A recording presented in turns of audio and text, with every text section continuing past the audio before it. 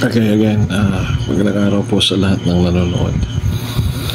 Well, let us try to watch the video. No? Ito ay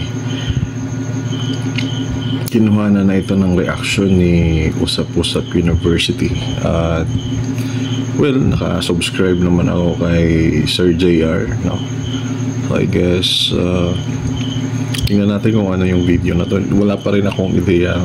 I wanted to because si Sasrugando Sasot kasi nagbibigay ito ng mga comments regarding political issues, kaya kailangan marinig natin kung ano yung mga debate o anong tema ng debate.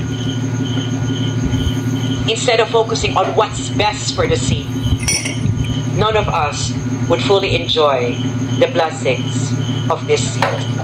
Thank you.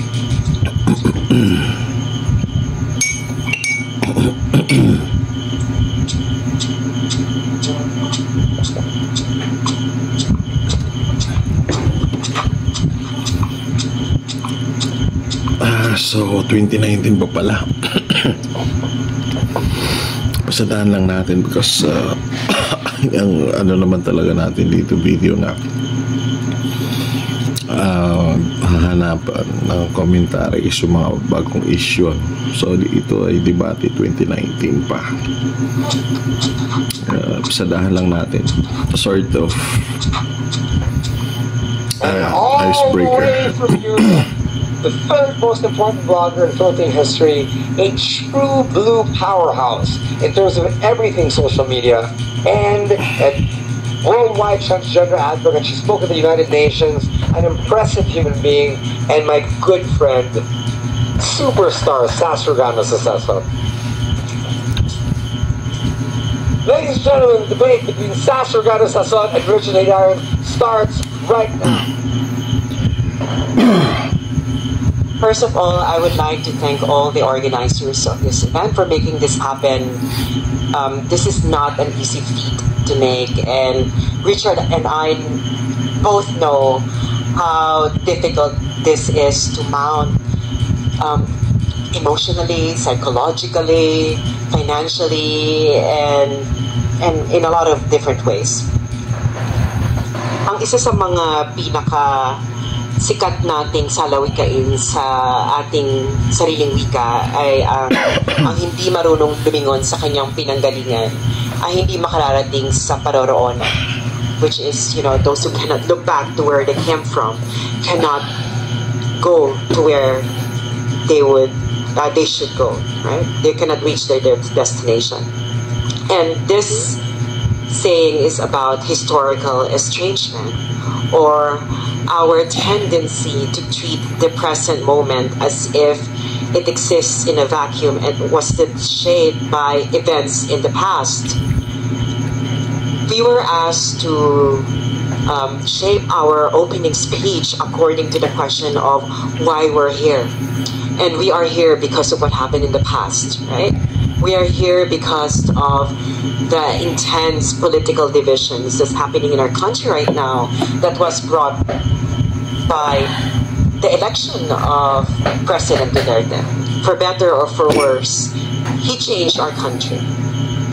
He changed our country by lifting the veil of hypocrisy that is shrouding our country for years and years and years. And for the very first time, we are looking at each other as who we really are with each other, right? We are very passionate people as Filipinos. And that's why in social media, we treat each other as if we would like to kill each other, but in reality, that's just how we relate to each other, right? I lived for a long time in the Philippines, and one of the comments that Dutch people tell me whenever I talk to them is that they feel that I'm a really very intense person, when in fact, that's just how we communicate with each other. So I think that a lot of things that are happening right now in our country is brought by who we are as Filipinos, and who we are as people, as shaped by our history, shaped by 300 years of colonization by the Spaniards, half a decade or so by the Americans, and 3 or 4 years or so by the Japanese. We have been shaped as people who should be subjugated.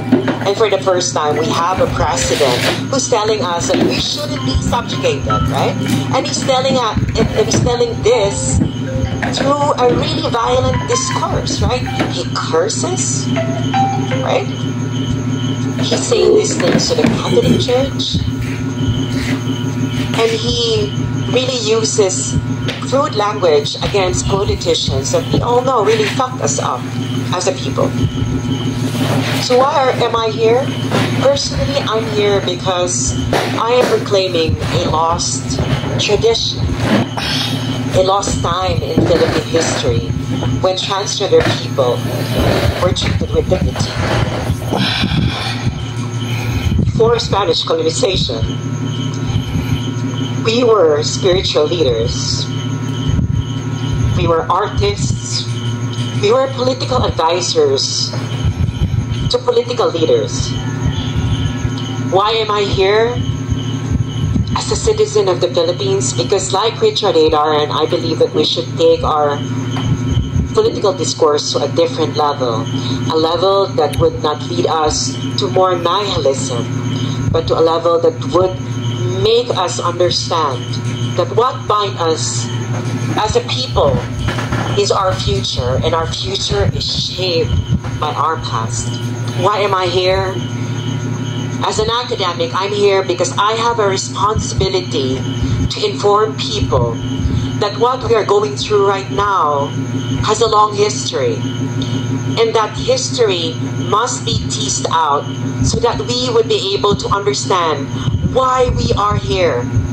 And through that understanding, we would fully know and would have a better idea where we should go as a people, as a country, and most of all, as human beings, united by one thing, and that is the desire to give a better future for the next generation. Thank you so much, and I look forward to a really fruitful discussion, debate, and conversation. All of those things would happen tonight. So I look forward to that. Sass. Okay, tama na yung buzzer. Stop na. So, Sass. 3 minutes. Everything you hate about Richard. Well, there's only one thing that I hate about Richard, and I'm gonna say something from, you know, an academic perspective. What I don't like about Richard when the way he writes, because I read both of his books. I do not criticize someone when I don't read their work. Right? I read both of his books from cover to cover, and what I don't appreciate is his historical omissions. Right? And I understand why he's doing that, because he's analyzing something from a particular way. He is it's analysis from the present, right? And he is looking at the dynamics at the present time. But for me, raised on a tradition that must take into account, you know, history, you must take into account what happened in the past and how the present moment has been shaped. One particular work of Richard that I noticed it was his last book. Right? It was elegantly written. I wouldn't deny Richard A. Darren's rhetorical skills. He's really good at it. But he missed something about profiling the personality of Duterte. When I look at his references, he never referenced any Davao historian. And this was also actually raised to me by Mindanaoan historian Carlo Antonio Galay David. Shout out. Nanonood siya yun. And he told me that, you know, Richard A. Darren could have consulted, for example, Macario Chu, and he's like a prominent Davao historian. And, you know, perhaps in the next iteration of Darren's book, that's what the good thing about works like this. You can always develop it. It's always a work in progress. Yes, you could incorporate those things and how they help shape Duterte now. Because, you know, it was the first book. To be fair with Darren, it's the first book about profiling Duterte, what shaped his decision-making today. And being the first one to do it, you would always leave out a lot of important things, right? So maybe in the second version, he could consult, Mindanao historians. Or you? No, not me, because I'm not an expert in Mindanao history. There are Mindanao historians who could help him provide a better psycho-historical profile of Duterte. She is among few people who bother to actually read and actually critique him. And for me, that's respect. That's intellectual respect. Hello.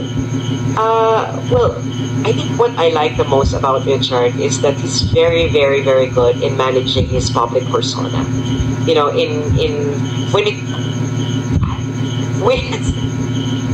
When it comes to writing and etc. When you have a public face, I don't know if any one of you know this.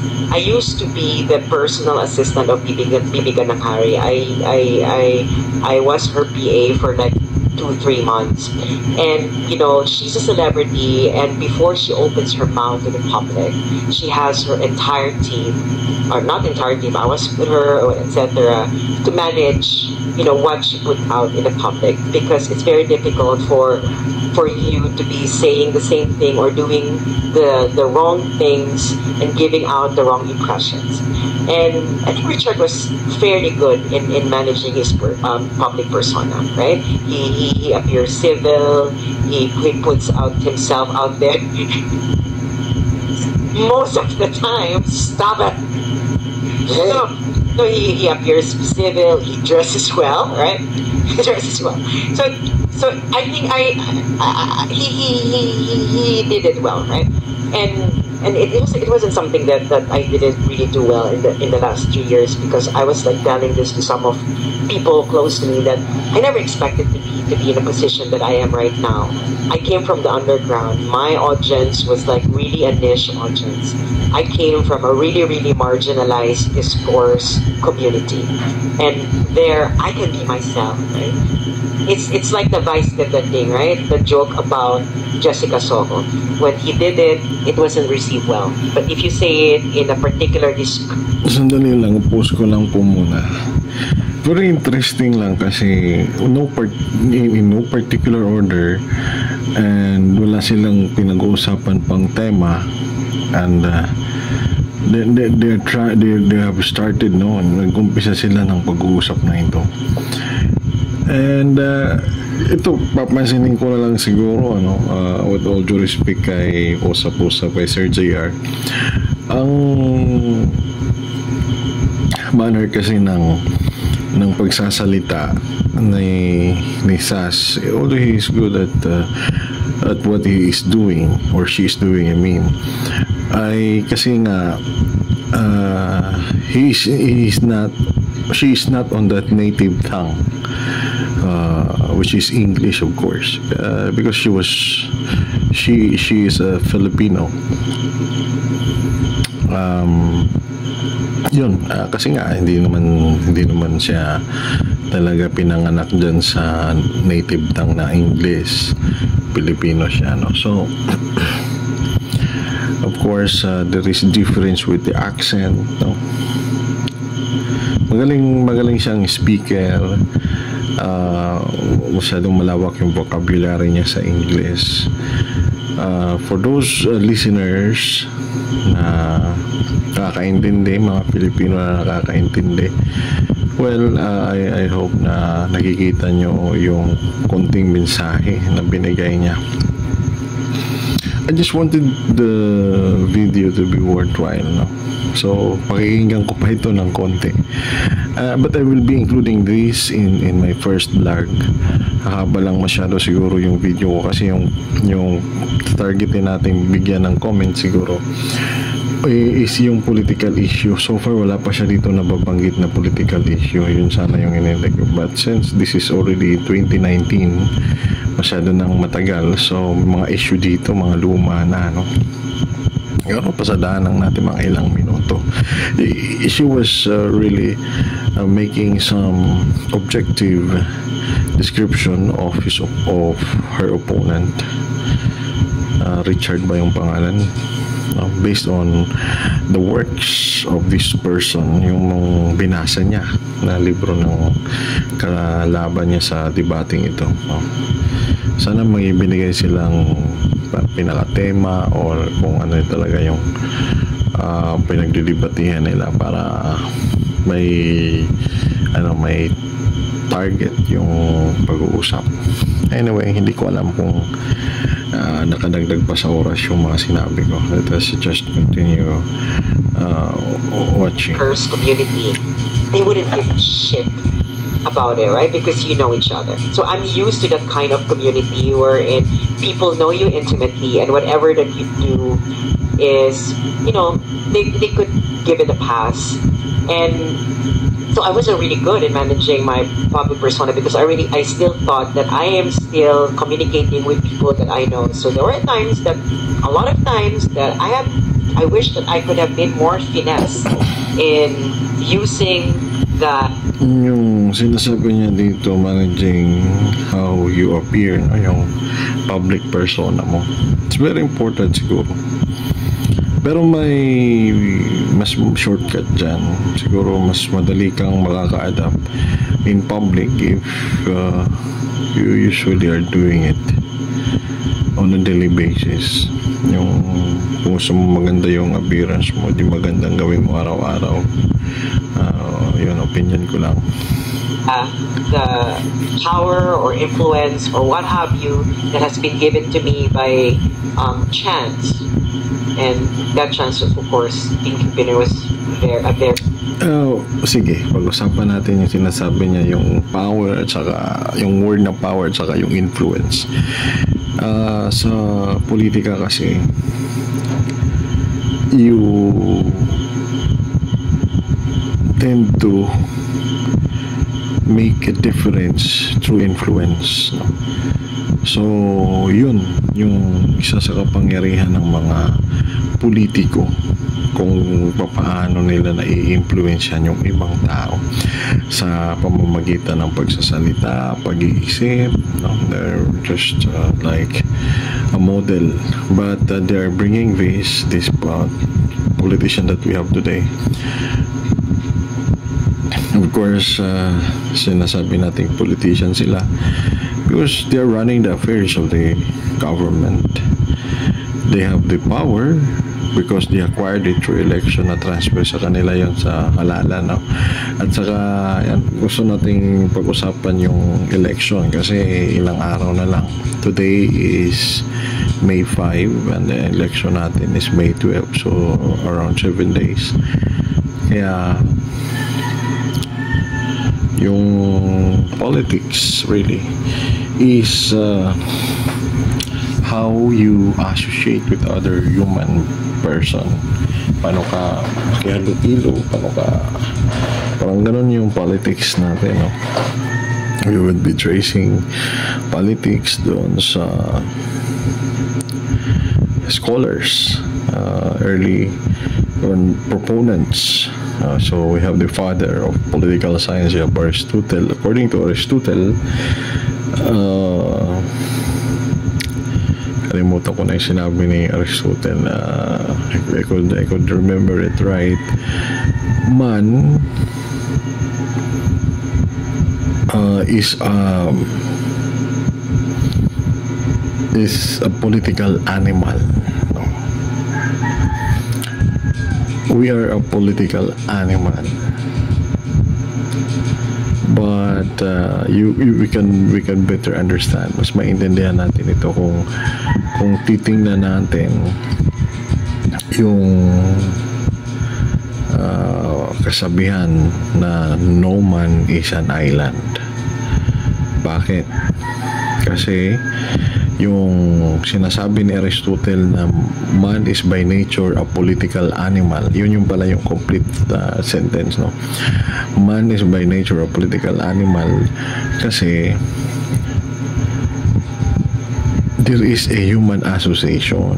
Merong pakikipagkapwa-tao. Kung mag-isa ka lang sa isang lugar, sa isang isla, then politics would not happen. Politics will not take place because there would be no other person whom you can make an association with. Parang ganun yun.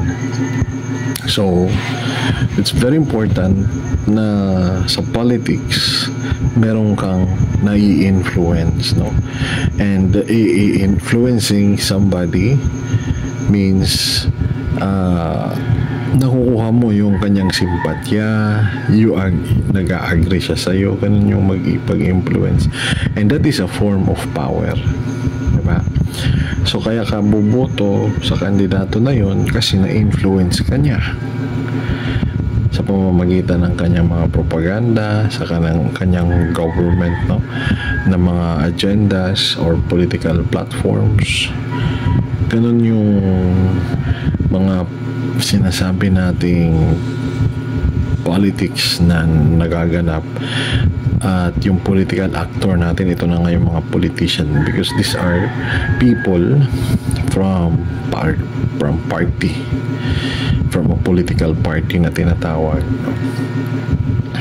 Mas madali kasi makakuha yung political party ng seats sa government kasi organized yung partido. Mahihirapan kung mag-isa lang yung isang politiko sa kanyang sariling pera, sa kanyang sariling pondo para mangampanya, sort of things. Ngayon kasi hindi na nag-work yung walang pera. Very important na may machinery ka kasi para mas lumawak yung network mo, may maipakilala ka sa mga botante na ikaw pala ito. So, a simple picture, yung tarpaulin, di ba, pera yun. Kaya kung may partido ka, mas less yung expenses mo, may mag-carry ng burden or bigat, no, na parang tutulong sa mga mag-augment sa mga kailangan mong gawin. So that's the advantage of having a political party, no, kung kandidato yung isang tao. So far, I've already made a comment, no, and I don't know kung okay, 22 minutes na tayo. So, ano pa ba yung about sa politics na in my previous video nababanggit ko yung tinatawag natin na party system, no? Sa Pilipinas kasi we are a multi-party system. Ang daming partido. Unlike in the Americas, kung saan kinopya natin yung ating konstitusyon, two-party system lang sila doon. Diba? They have the Republicans and then the Democrats. So,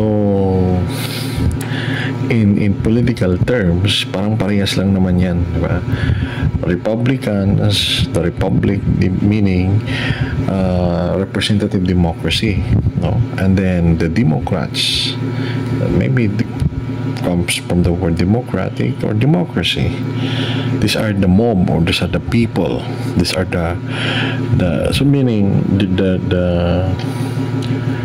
the concept here is some sort of direct democracy or pure democracy, wherein the power comes from the people and the people themselves are the runners, the administrators of the government. So ganun yung ano dyan. Well, representative democracy or yung tinatawag natin na republic, ang namamahala dito ay binoto ng mga tao, no? Pero wala na kasi ngayon pure democracy. Sa nabanggit natin sa mga previous videos natin, ang successful lang na pure democracy is yung Athens, no? Around 600 BC pa yun.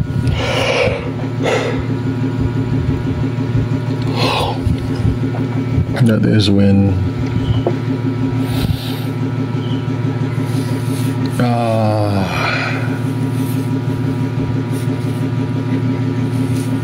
Plato Diba, nagtayo si Plato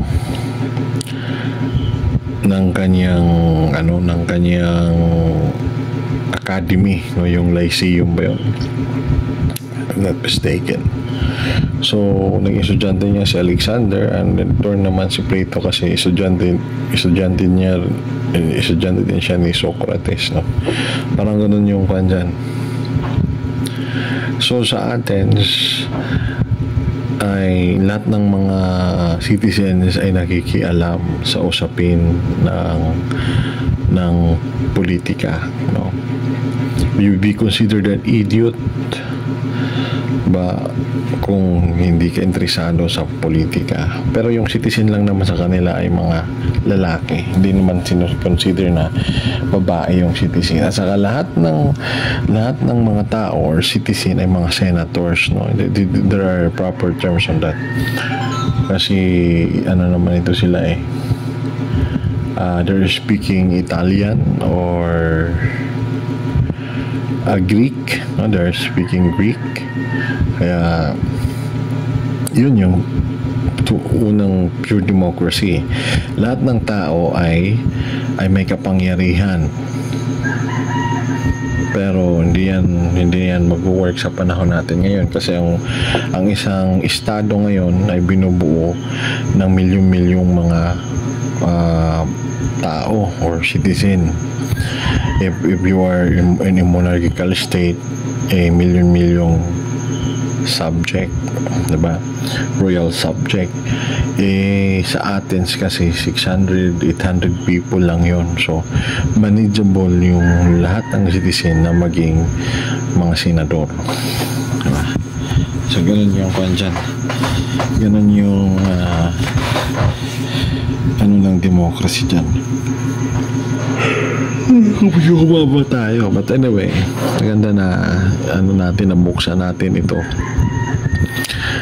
Kasi malapit na yung election, no? So parang ina-highlights ko ito talaga yung gusto kong mahanap ng mga video sana kasi medyo huminto ako na aaliw ako manood ng political drama sa internet, sa social media, no? Hindi ko na nga na-cover yung nagkaroon ng extraordinary rendition si former President Rodrigo Duterte. Hanggang ngayon nga malaking issue pa rin yan. Nagsampa na nga ng kaso si Senator Amy, no? So ayokong mag-comment muna tungkol dyan. Ang inaano ko ngayon is the upcoming election, no? Parang sort of learning na rin sa mga nanonood, especially sa mga bata aspiring sa political minds ng mga bata pa na baka gusto kayo o mahilig nyo din yung politics, kunin yung course sa college, diba? Political science na tinatawag. And of course yung tinatawag na election sa darating na May 12. So ito yung panahon na may kapangyarihan yung lahat ng mga voters, no? Yung registered voters.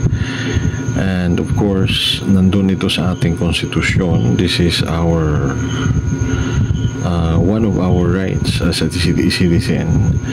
Parang pumili ng kakatawan sa atin sa iba't ibang upuan ng kapangyarihan, no? So we call these seats of power as bureaucracy in the government. Malawak naman kasi yun, at saka yung kapangyarihan na yan na binibigay ng estado ay iba-iba yung form or sources of power, and one of these can be, of course, makukuha, or can be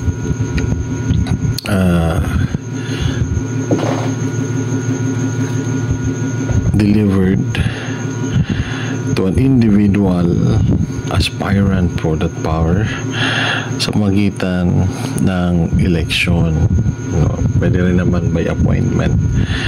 So you become now a worker of the government, and in the so-called electoral post, you are not just an ordinary worker, you are a leader, kasi kapangyarihan yung binibigay sa'yo. Kaya nga mas mataas yung nakapangyarihan, kaya linilimit siya. Meron siyang tinatawag na election or pagpapalit para hindi mo ma-abuse yung kapangyarihan. Unlike appointive post sa government, for example, you are a teacher, diba? So there is a security of tenure, no? Iba naman kasi meron naman tayo batas sa mga manggagawa, ito tawag natin na labor code of the Philippines. So ito kasi na electoral post na sinisecure or gustong makuha ng mga political actors, mga tumatakbo sa halalan, ay may mga kaakibat ito na pondo, malalaking pondo na itinitiwala ng pamahalaan, na ibig sabihin galing yan sa tao na kinatawan, na kumakatawan, no? Na kinakatawan ng mga nananalong kandidato. Kasi nga yan ay taxpayer money. Lahat ng tao ay nagbabayad ng tax, lahat ng citizen ay nagbabayad ng tax, no? Kasi daming form ng tax natin, diba? Yung value added tax lang, simpleng bumili ka lang ng isang goods, nag-aambag ka na sa tax natin. And of course, yung income tax, meron din tayong income tax, no? So ang daming form ng tax, doble-doble na tax, parang gano'n.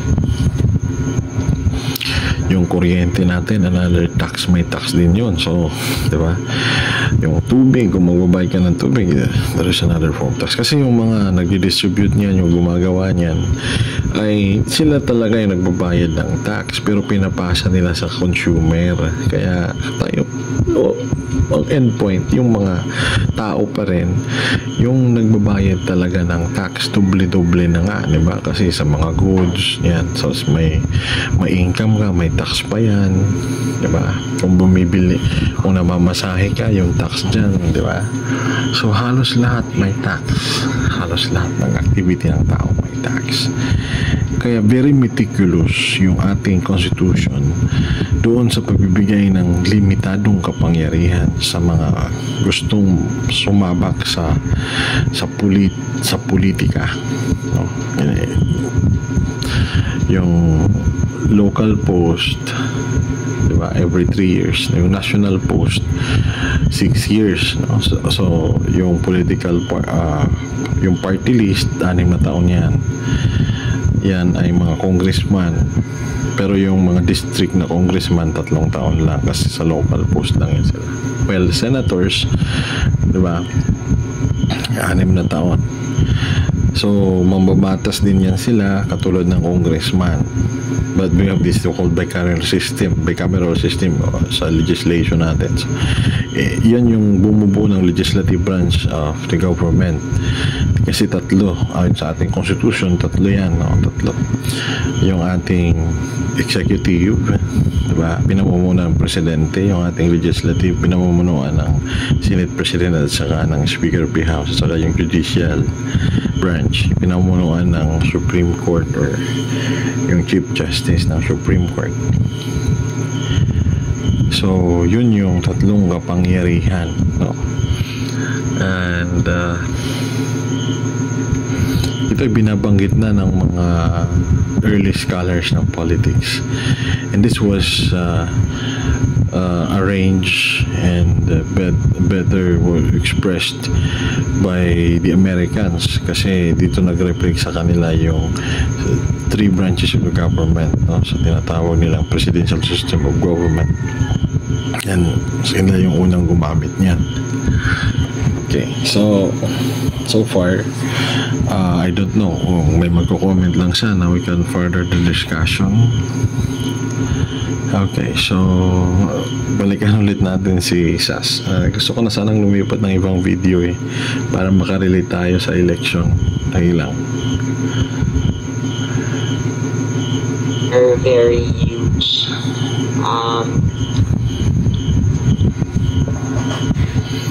Diyan si Attorney Trixie. Contributed to make that chance happen. He was the one behind everything that we're experiencing right now. So even him, like he was telling me that be more gracious.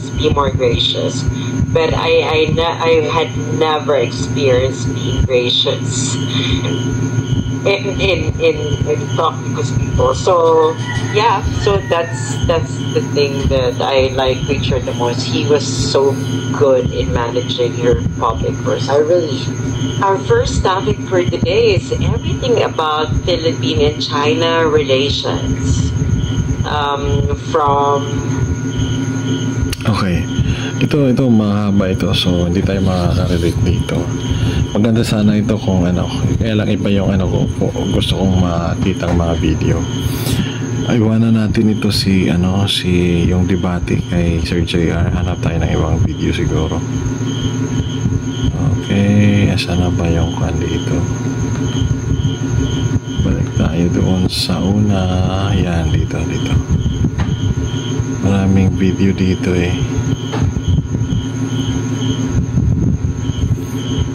marami kasing mga nakakatawang video.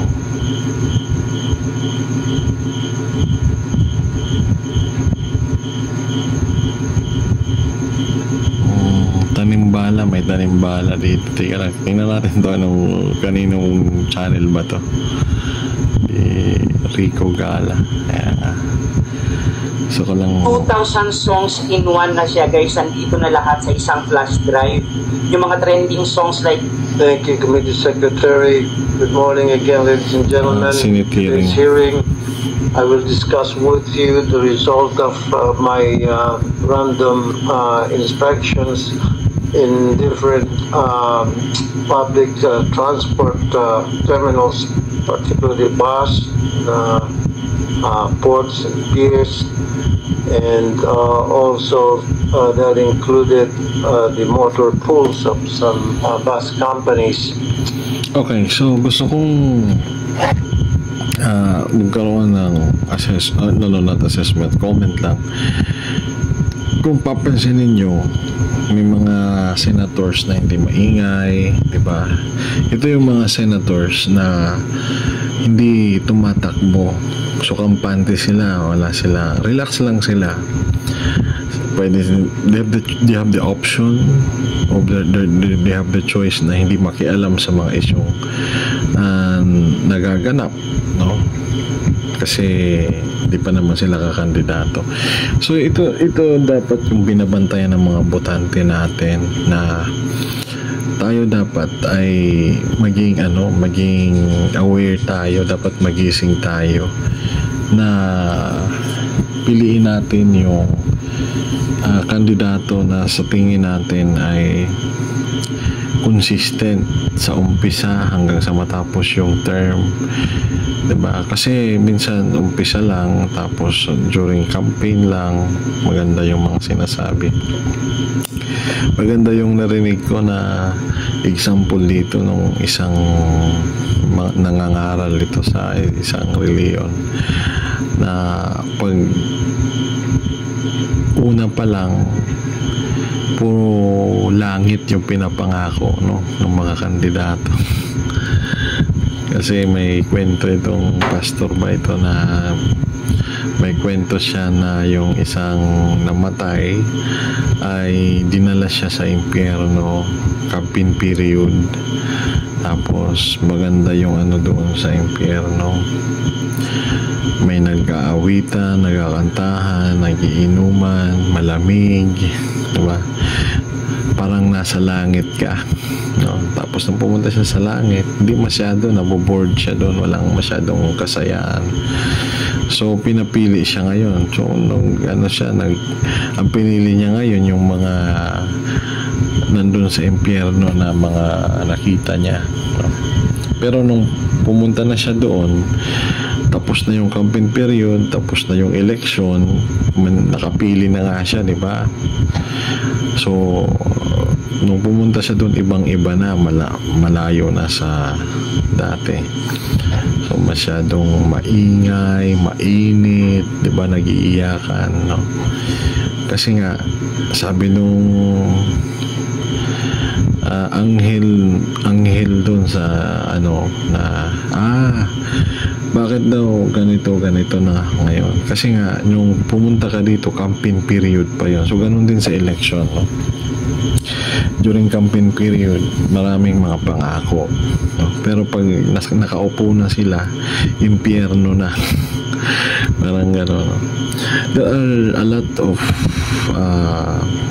political blogger na nagsasabi na malala na yung nangyayari. In fact, hindi naman siguro lingid sa kaalaman ng iba na talagang yung ating pamahalaan ngayon, yung administrasyon, ay bumagsak yung kanilang mga survey rate, mga ratings nila sa mga surveys.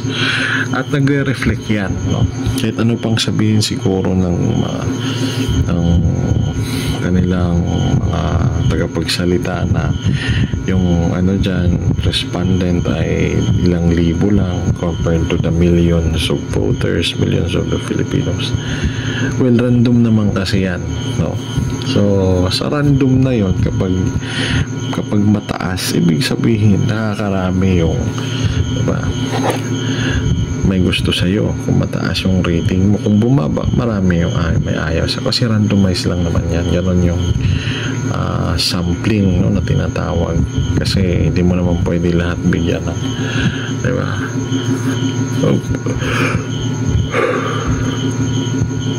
So that's about doon sa mga kumakandidato.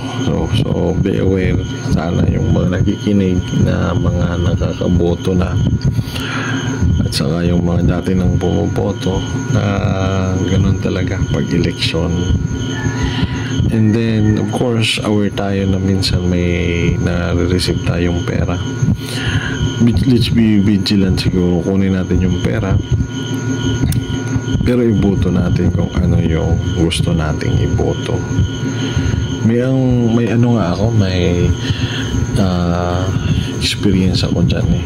So siguro ang gawin natin, wag natin hayaan na may watcher na, kasi bawal sila doon sa pagboto. So wag mong ipapakita yung binoto mo kung sino, diba? Parang kasi yung iba, pag ganyan, may mga watcher yan, kung kinuha mo yung pera, dapat iboto mo yung ganito.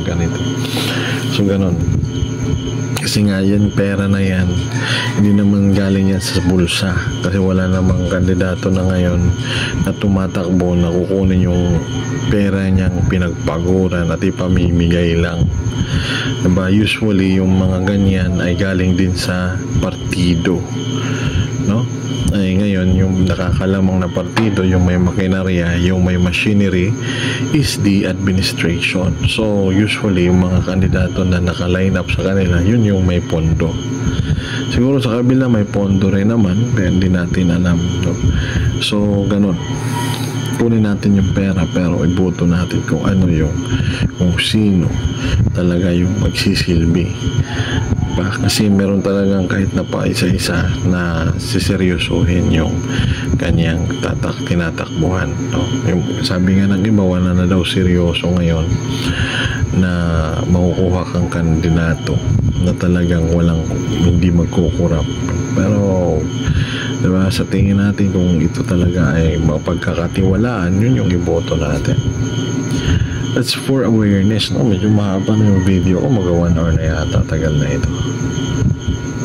Kaya balikan natin si Senator Torre. May mga nag-react, may mga nagalit, may mga ayaw ang gustong ginagawa ko. Wala akong pakialam, magalit na lahat ng gustong magalit.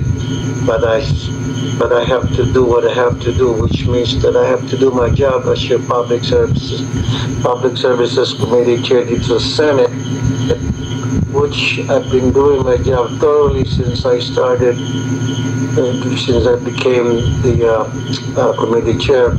And also, I would like to remind everybody, hindi ko lang ginagawa sa public services, even dun sa isa kong committee, bilang isang DMW Senate Chairman, pupunta rin po ako sa iba't ibang...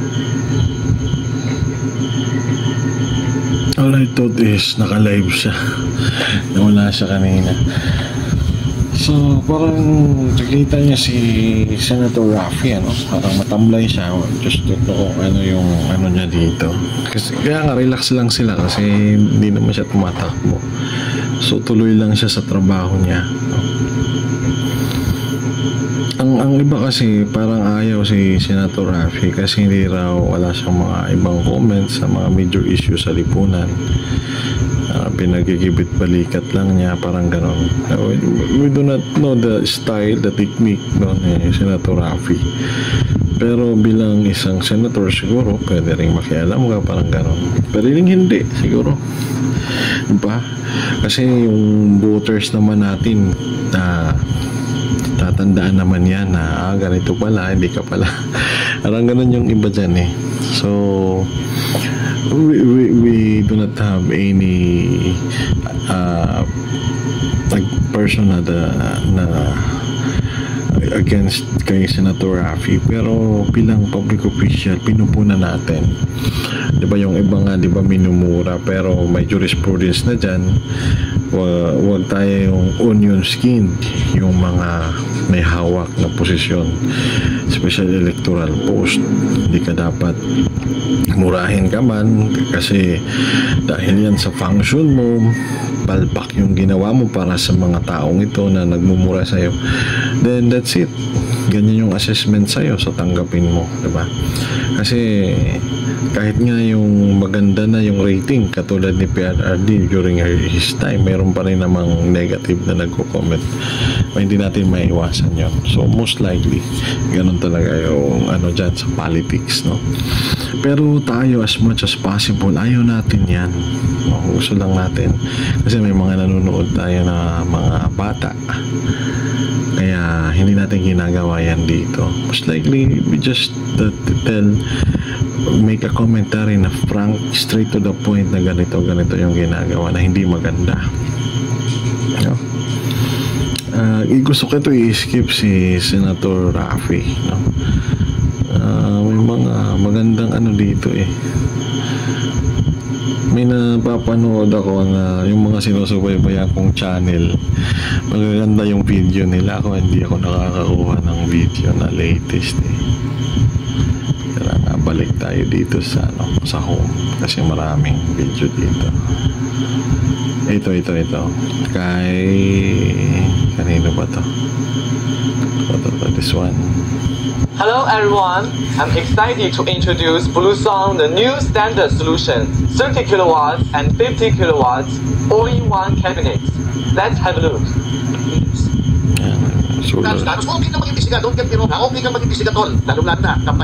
Okay. So, maganda ito kay kaninong channel ba ito? Boses at Tanong ng Bayan. Okay. Si Atty. Topacio ito. So, magaling itong abogado. Tingnan natin. Medyo takilit ka.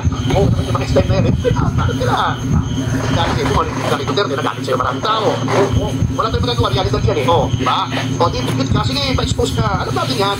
Wala pa siya nag-group, pero for you to conclude na ito ay misinformation para ma-influensya ng eleksyon, ay, hindi ka muna. Mag-imbestiga ka muna. Don't jump to conclusion. Halika natin. Magandang tanghali, Malacanang Press Corps. Welcome sa ating press briefing ngayong araw. Simulan natin sa magandang balita na dala ng administrasyon ni Pangulong Ferdinand R. Marcos Jr. sa bagong Pilipinas. Alinsunod sa utos ng Pangulong Marcos Jr.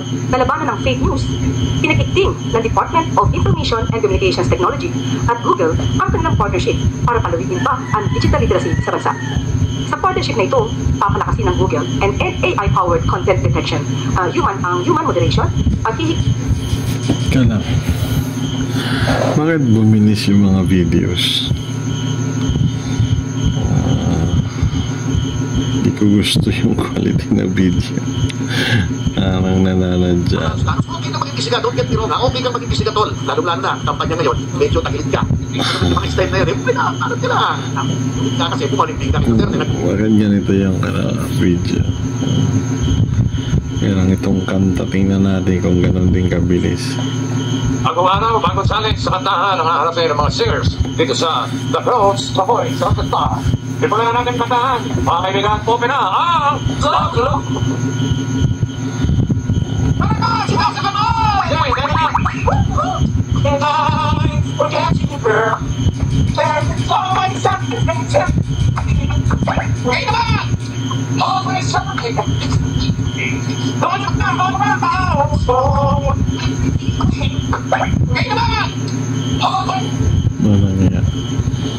Ano ba ito? Bakit mabuti? You want to pretend to eat kale? No. Wanna have an open pause? Yes. Okay.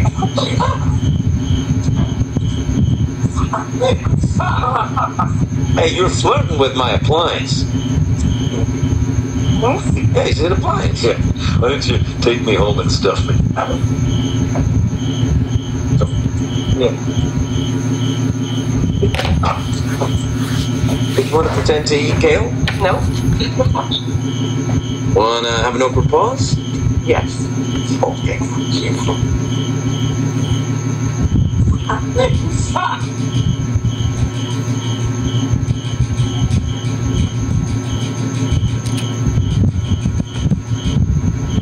Alright team, we're transitioning to FLAC, but tasks are still going to be on Bullfrog.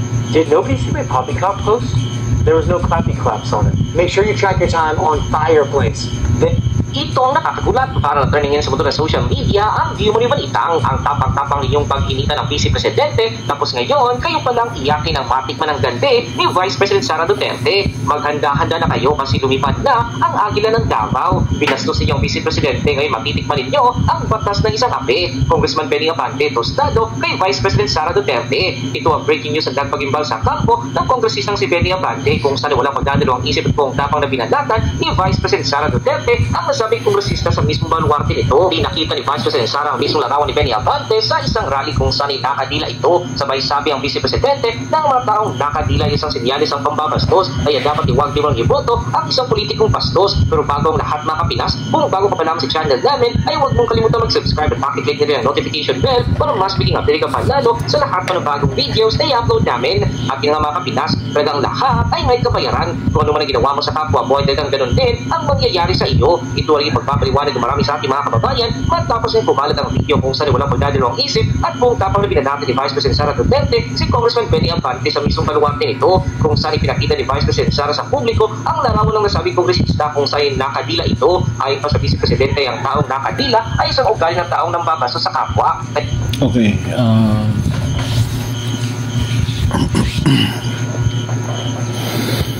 these are so-called, ang tawag kasi dito sa iba ay negative campaigning. Ayan yung tawag nila dito, negative campaigning. But depende siguro kasi pwedeng negative campaigning pero relax lang yung delivery, nakakatawa parang ginawa dito ni BP Sara.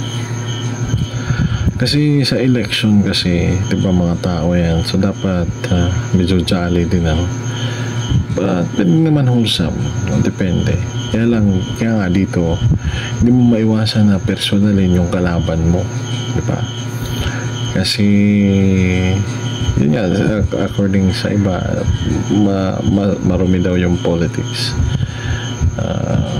Well, yun yung pagpapalabas ng mga propaganda na against sa kalaban mo. Kaya tinatawag na lang negative campaigning. But this is an effective tool. Especially na si BP Sara at saka yung PDP Laban ay lumalabas na nakakaangat sa mga surveys, tapos nararamdaman talaga na panig sa kanila ang taong bayan. So